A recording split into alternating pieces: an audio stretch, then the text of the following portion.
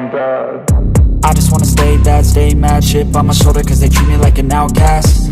I ain't gonna take that, stay back. I'll be swinging hard till the hits come in all caps. I ain't gonna lay back, pray that someone's gonna help me. Ain't nobody like that. I ain't gonna... Part 1. You will hear two students talking about university clubs and societies. First, in the exam, you will have 20 seconds to look at questions 1 to 7.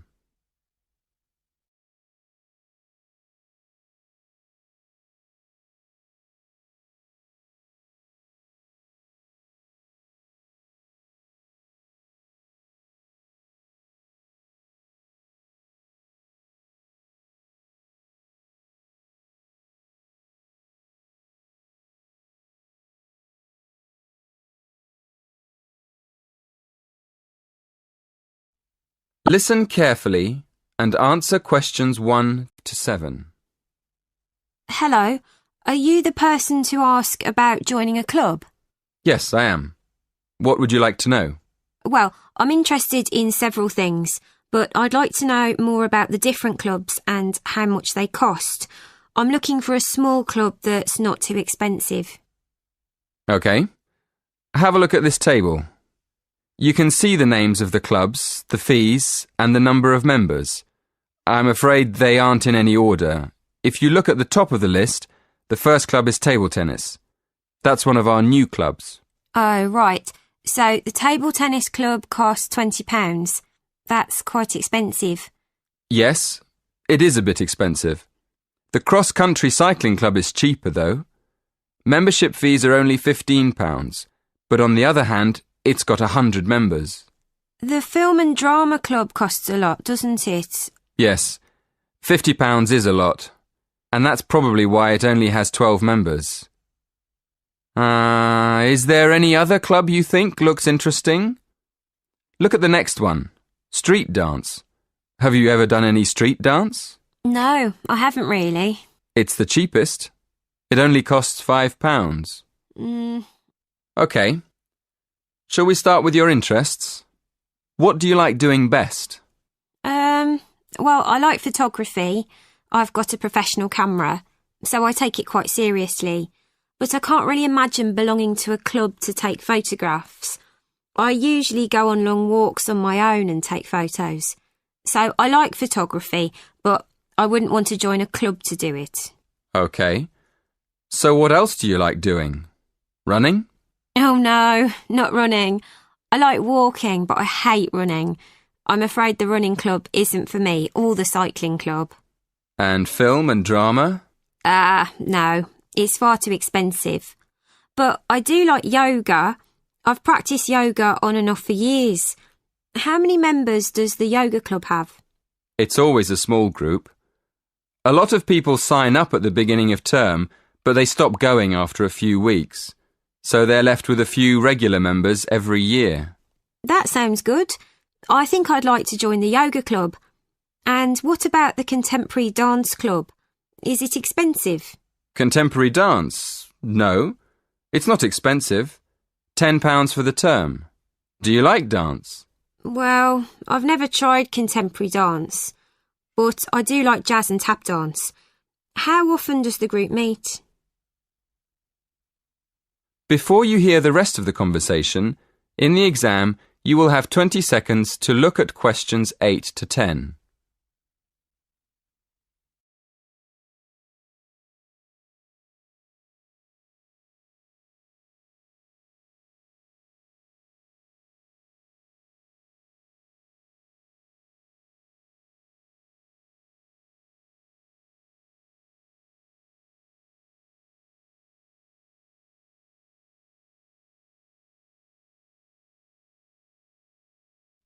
Listen and answer questions 8 to 10. So, can I have your full name, please? Victoria Mandeville. Mandavil? No.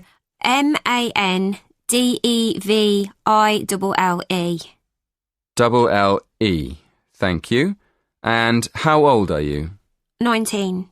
And your address? 57, Berry Gardens, Atherton Park, Manchester, M46.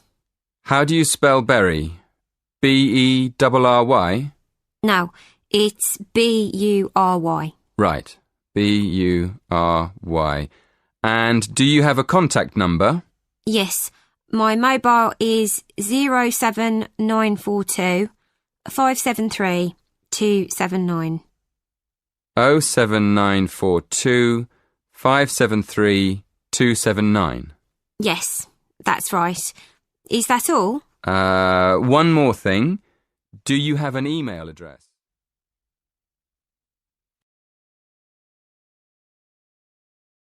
That is the end of part 1. You now have half a minute to check your answers.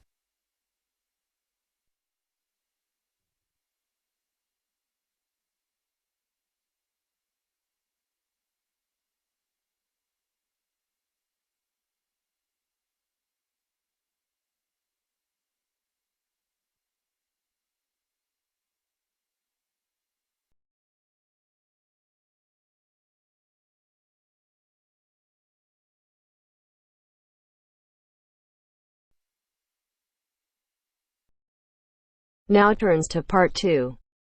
Part 2.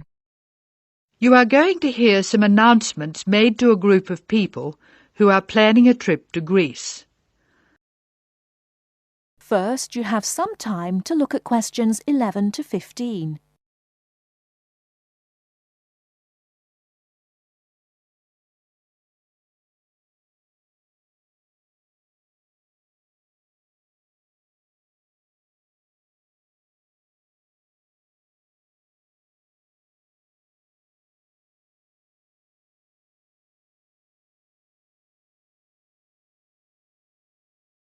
Now, listen carefully and answer questions 11 to 15. Good morning, everyone. I'm getting very excited about this trip to Greece, and I'm sure you are too. As you know, we didn't have all the details at our last meeting, but I can give them to you now. We'll leave London Gatwick Airport on British Airways next Wednesday. Please be sure to be at the airport by 6:30. I know it's early, but our departure time is 8:25 a.m. We're quite a large group and we don't want to have any hassles. Please be sure to have all your travel documents ready. We'll arrive in Athens at 2:25 in the afternoon and there'll be a vehicle there to meet us. It'll be a full-sized coach so everyone can travel together. We'll spend 3 full days in our hotel in Athens, although we're only being charged for 2 nights accommodation, which is good news. The second day we'll go to the National Archaeological Museum to see the enormous collection of ancient Greek works of art, antiques, statues, a brilliant display. We'll eat out at a typical Greek restaurant on Thursday night. It's going to be a very busy time in Athens. Friday morning and afternoon we'll visit historic sites, but we have nothing planned for the rest of the day. On Saturday we're off to the islands, the Greek islands of ancient myth and modern romance. Now the big news. At first we thought we'd take the ferry, but we've been very lucky to secure a sailing boat, which is big enough for all of us. I'm really excited about this part of the trip because we'll see the islands to the best advantage and we'll be able to cruise around and sleep on board. We'll get off at different islands and for one part of the trip we'll have people playing Greek traditional music actually on board with us. Now I'll pass out a brochure with all the details. Before you hear the rest of the talk, you have some time to look at questions 16 to 20.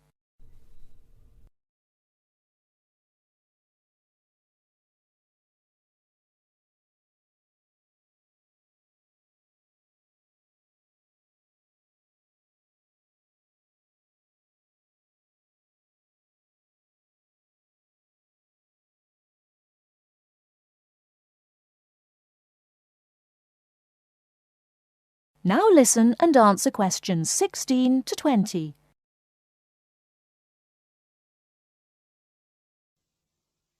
A lot of work has gone into organising this tour, and I'd like to thank in particular the travel agent who got us a really good deal, and the people at the British Museum who offered us such good advice. Trips like this only happen because of the hard work of really expert people. As you know, we have planned a gathering for when we return. I have a list of things which the committee would like you to bring to the party. They are your pictures and something to eat for everyone to share. You are almost bound to have people ask what we have in common and why we're travelling as a group.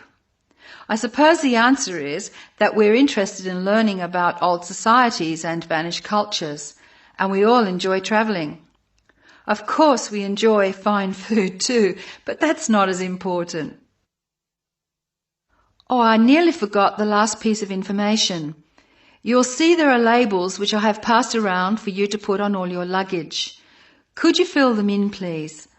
On the top line, please write Greek tour, and on the lower line, write in block letters, I mean uppercase, the letters AA and the number 3. That's AA3. We need to have these labels clearly displayed to help the baggage handlers keep our luggage together on the different parts of our trip, so please don't take them off.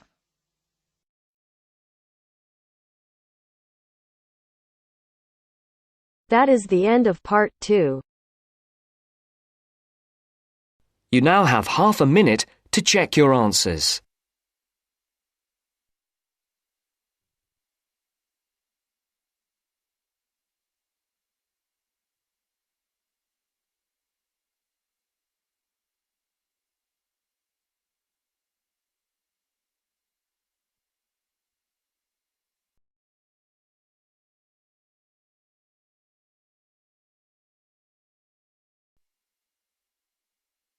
Now turns to part 3. Part 3. You are going to hear a conversation between a student and a tutor. First, you have some time to look at questions 21 to 25.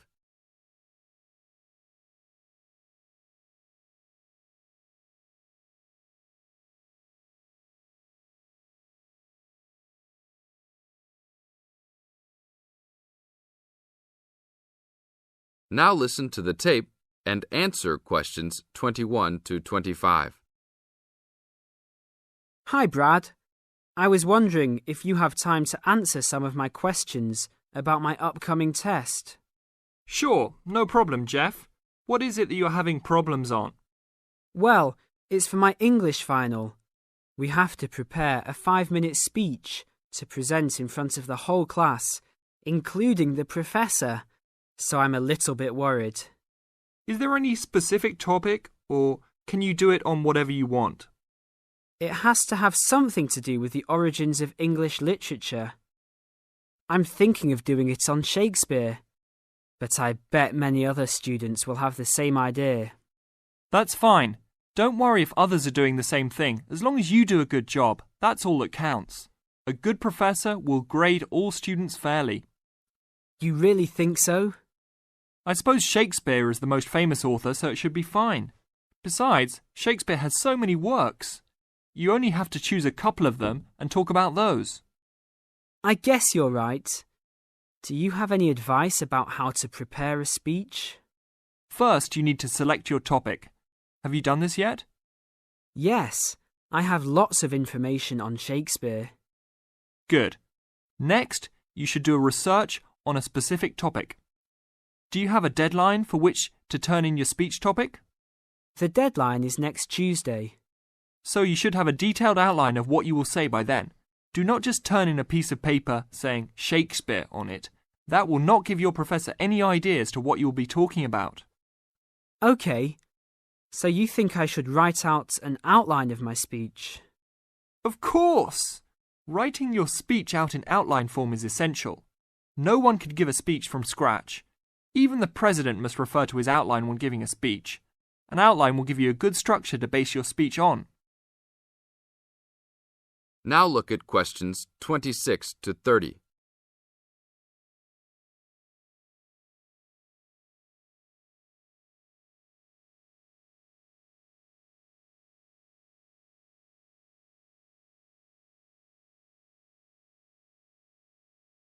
Now listen to the tape and answer questions 26 to 30.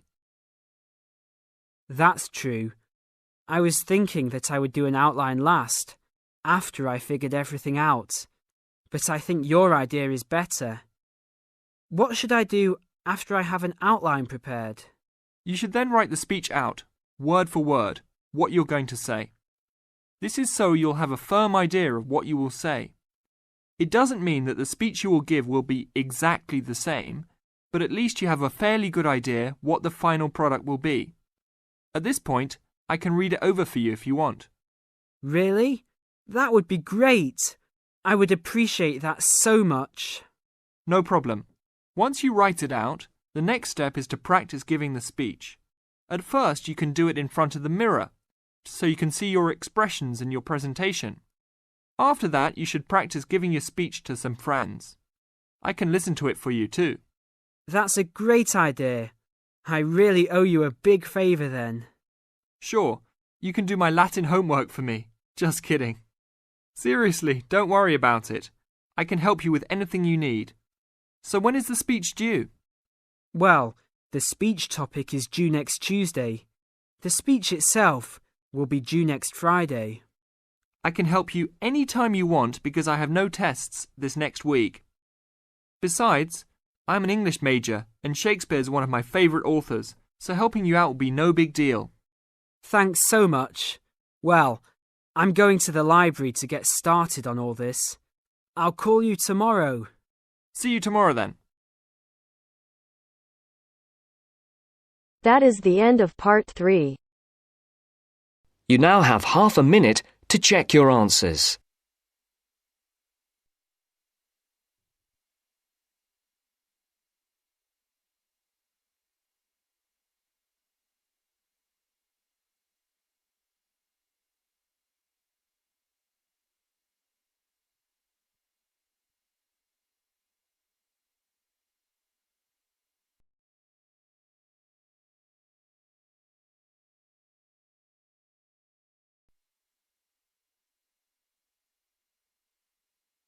Part 4. Part 4. Complete the notes below. Use no more than 3 words for each answer. First, you have some time to look at questions 31 to 40.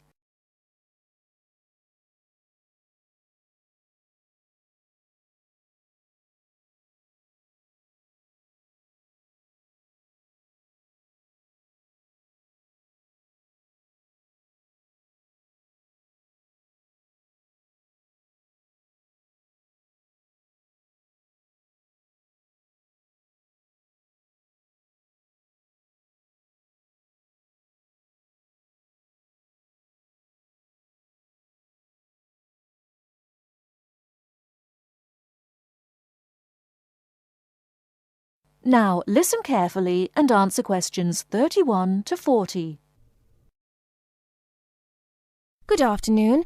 I'm glad you all found your way here. Now I'd like Dr. Wallace to introduce us to the Arboretum. Good afternoon. Although at first glance the Arboretum may look like a park, it is a research and teaching facility that also provides a place for people to develop a positive relationship with nature. When then University of Wisconsin-Madison purchased the land, mostly during the 1930s, much of it bore little resemblance to its pre-settlement state. Instead, it had been turned into cultivated fields and pastures that had fallen into disuse. The university's Arboretum committee decided, early on, to try to bring back the plants and animals that had lived on the land before its development. Though they may not have anticipated it at the time, the committee's foresight resulted in the Arboretum's ongoing status as a pioneer in the restoration and management of ecological communities. In focusing on the re-establishment of historic landscape, particularly those that predated large-scale human settlement, they introduced a whole new concept in ecology: ecological restoration. The process of returning an ecosystem or piece of landscape to a previous, usually more natural, condition. Madison was a fast-growing city in the 1920s. Fortunately, some leading citizens recognized the need to preserve open space for Madison's residents. Most of the Arboretum's current holdings came from purchases these civic leaders made during the Great Depression. In addition to inexpensive land, the Depression brought a ready supply of hands to work it. Between 1935 and 1941, crews from the Civilian Conservation Corps were stationed at the Arboretum and provided most of the labor needed to begin establishing ecological communities within the Arboretum. Efforts to restore or create historic ecological communities have continued over the years, with the result that the Arboretum's collection of restored ecosystems is not only the oldest, but also the most extensive such collection. In addition to these native plant and animal communities, the Arboretum, like most arboreta, has traditional collections of labelled plants arranged in garden-like displays. These horticultural collections, featuring trees and shrubs of the world, are the state's largest woody plant collections. That is the end of part 4. You now have half a minute to check your answers.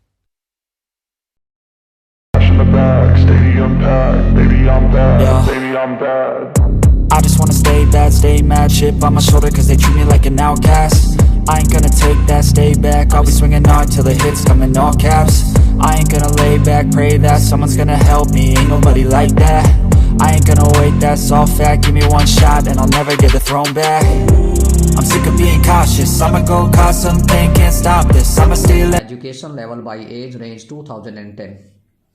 And there are 3 kind of degrees: university degrees, school certificate and no qualification.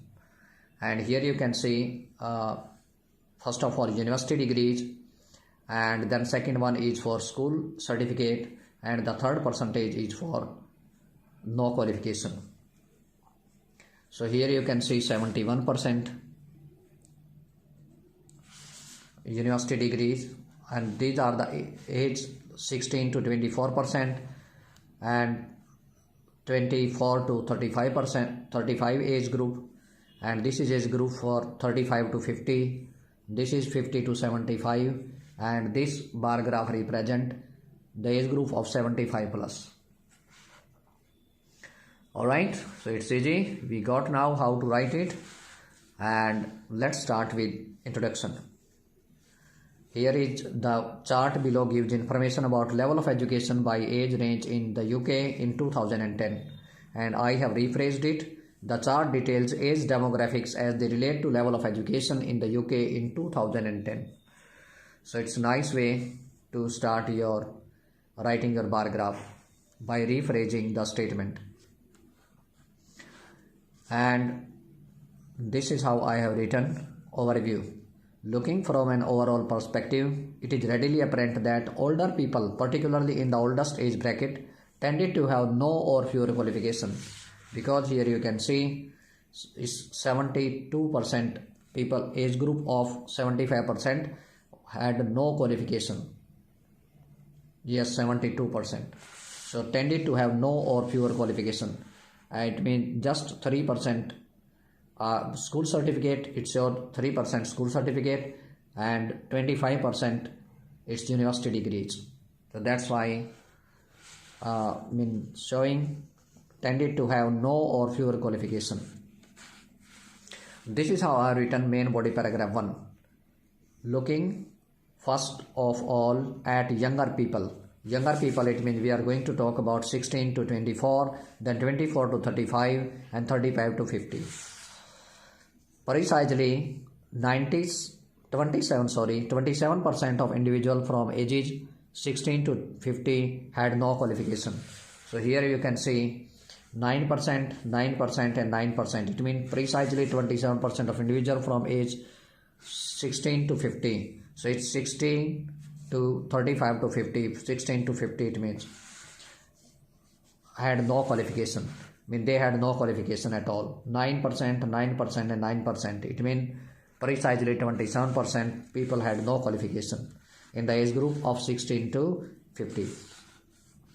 Breaking that down further, 20% of the 16 to 24 and 35 to 50 group had school certification and 71% had university degrees.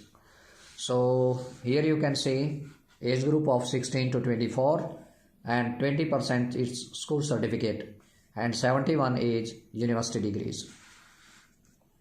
For ages 24 to 35 you can see the number are slightly different you can see, because for university degrees they had 76% university degree and just 15% school certificate.